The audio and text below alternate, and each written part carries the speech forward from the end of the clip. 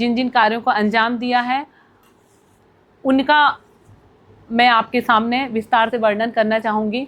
सर्वप्रथम तो मैं ये बताना चाहूँगी कि शहर में रोड और नालियों के सुधारीकरण के लिए, व्यवस्थित करने के लिए कायाकल्प योजना के अंतर्गत लगभग 4.5 करोड़ की राशि से रोडों का मरम्मत कार्य और नवीन रोडों के निर्माण कार्य का अंजाम दिया गया।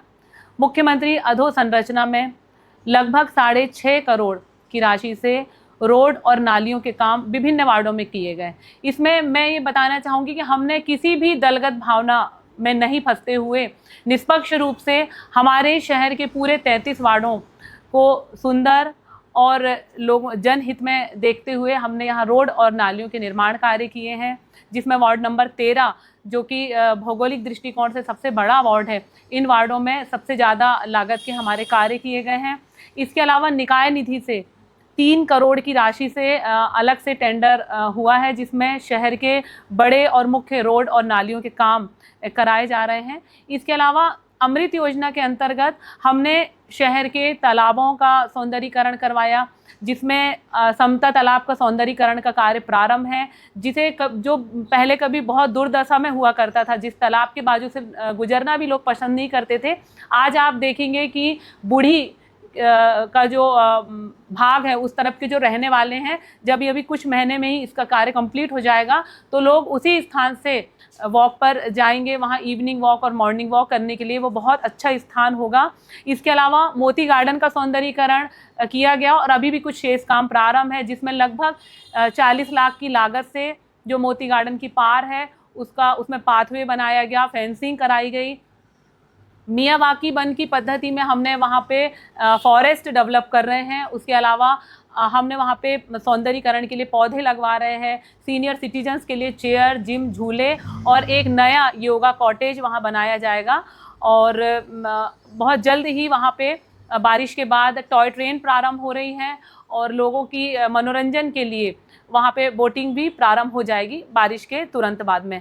मृत्युंजय घाट का हमने सौंदर्यीकरण कराया। जब हमने देखा कि जो लोग वहाँ पे शव को जलाने जाते हैं और अंतिम क्रिया के लिए जाते हैं तो लोगों को बैठने में बहुत समस्या होती है, तो उस समस्या के निवारण के लिए वहाँ पे प्रॉपर बैठने की व्यवस्था की गई। वहाँ पे अतिरिक्त कक्ष बनवाए गए, रोडें बनवाई गई, जल की व्यवस्था की गई और गायखुरी घाट में सीढ़ियाँ बनवाई गई। जो उस तरफ के लोगों को जो विसर्जन के लिए दिक्कत होती थी तो वहाँ पे सीढ़ियाँ बनवाई गई हैं वार्ड नंबर 33 के गायखुरी घाट में। प्रधानमंत्री आवास योजना की मैं बात करूंगी तो जो ये शासन की एक महत्वपूर्ण योजना है और इस योजना के अंतर्गत हमने उन गरीब परिवारों को आवास दिलाया है जो अपनी स्वयं की छत पाने के लिए तरसते थे। ऐसे लगभग 300 आवास आवंटित किए गए हैं और बचे हुए शेष आवासों के निर्माण का कार्य प्रारंभ है। हितग्राही मूलक योजना की अगर हम बात करें तो हितग्राही मूलक योजना के अंतर्गत स्ट्रीट वेंडर योजना एक महत्वपूर्ण योजना है और इसमें बहुत ही एक उत्कृष्ट प्रदर्शन के लिए बालाघाट निकाय को प्रेज अवार्ड से भी पिछले वर्ष सितंबर माह में सम्मानित किया गया था, जिसमें हमें मुख्यमंत्री जी और हमारे कैलाश विजयवर्गीय जी के हस्ते सम्मान मिला था।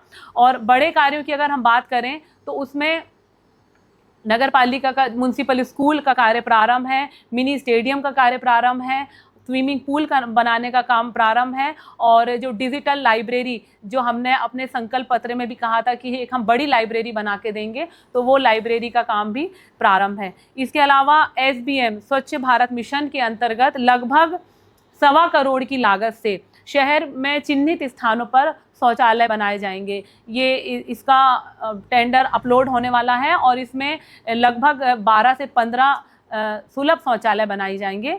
और इसके अलावा अगर हम बात करें रोड सेफ्टी भी हमारा एक महत्वपूर्ण काम है। इसमें चौक चौराहों का सौंदर्यीकरण किया जा रहा है और इसमें सौंदर्यीकरण की दृष्टि से जो हम देखें कि जो हमारे चौक चौराहे डैमेज हो गए हैं, टूट फूट गए हैं, उनको नए तरीके से बनाया जाएगा और जो ब्लैक स्पॉट है जहां एक्सीडेंट की संभावना ज़्यादा रहती है, ऐसे ब्लैक स्पॉट को टोटली समाप्त किया जाएगा।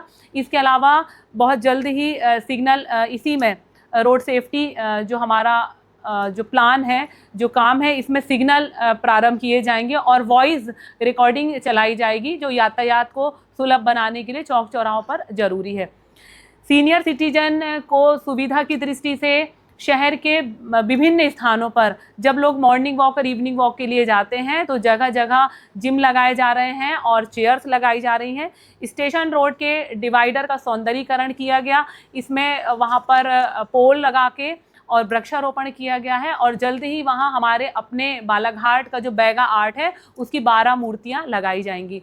इसके अलावा भारत माता की मूर्ति जो विजयदशमी यानी दशहरा के दिन हमारे काली पुतली चौक में चौपाटी के कॉर्नर पे भारत माता की मूर्ति की स्थापना की जाएगी।